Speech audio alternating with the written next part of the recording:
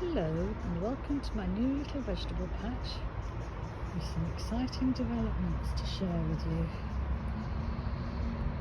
That's my leaf bin. I've stabbed lots of holes in it so it does let water out, so it shouldn't get too soggy.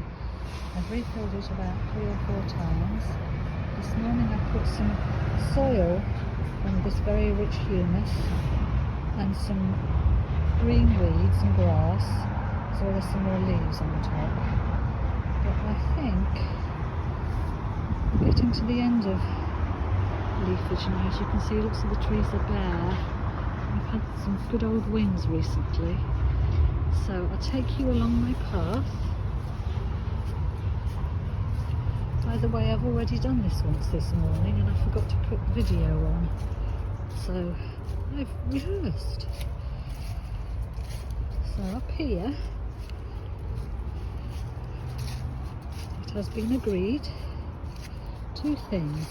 Down that slope will be a wildlife slope for people to enjoy from their windows. And this patch here, on which I think I can probably get 12 potatoes actually, is going to be my potato patch.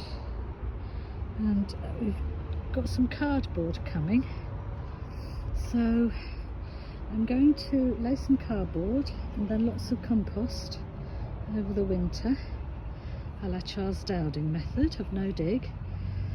But the exciting development is this patch here, which my colleague and co-gardener is going to do using a dig method, because he worked for the potato trade for many years and is devoted to digging 9 inches deep in trenches and using all sorts of industrial methods. So we're going to have a competition. He's going to do dig that way and I'm going to do no dig that way, and then we're going to see who wins.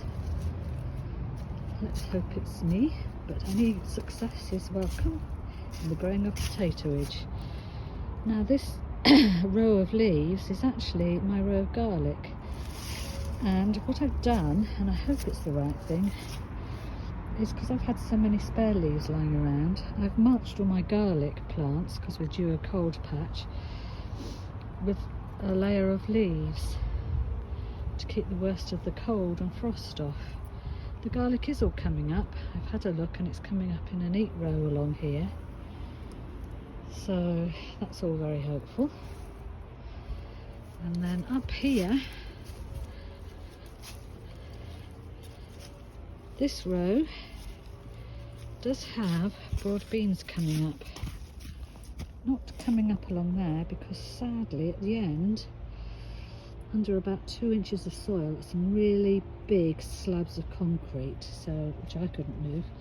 But I think you can see through the netting, I do have a number of broad bean plants coming out, and if they grow nice and fat and sturdy, I'll spray them out. And you can see how many actual healthy plants I can get in the spring. That row down there, I've just had a look at. Absolutely nothing at all, except for 2 rather rotted bean seeds. And I think what probably happened is because we've had so much rain and it's been warm, they've just rotted away. So either that or been eaten by mice. So I planted a whole load more seeds, and I have some in my pocket for spring in case I need to add some in the springtime.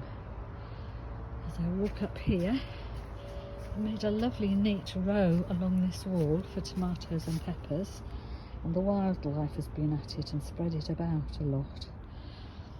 But you know, as we live on the edge of a hill with thick wood all over it and in a conservation area, it's not surprising that we have creatures. It's going to be a new challenge for me. Different creatures, different soil, different terrain. Quite exciting really. I'm taking you around the back of this laurel bush,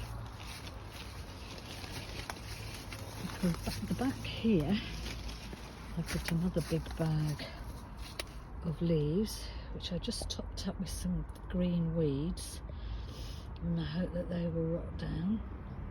Kept nice and sheltered from too much rain by this laurel bush and hidden away from anybody who might object to a yellow plastic bag being on their garden. So I feel very lucky to be here, enjoying this lovely spot. And just whizzed round quickly. Just beyond that tree and those underneath those clouds is the sea. And I am considering going for a walk to say hello to the sea later. But for now I'll say cheerio. Bye bye.